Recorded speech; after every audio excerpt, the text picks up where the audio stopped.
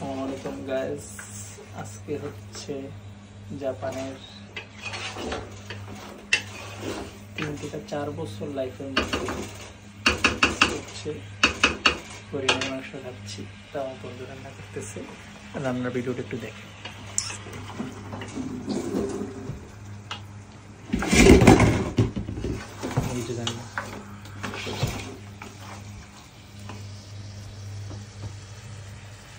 এটা হচ্ছে হরিণের মাংসের রান্নার প্রথম লুক, শেষ লুক দেখার জন্য এই ভিডিও শেষ পর্যন্ত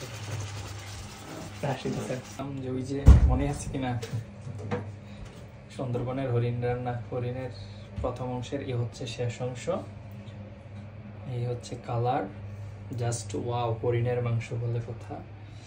আমিও বসে পড়লাম খাইতে। আপনারা যেহেতু দূরে আছেন খাইতে পারবেন না, ছবি দেখে একটু ফিল নেন। ওকে, বাই, আল্লাহ হাফেজ। রান্না কিন্তু সেই হয়েছে।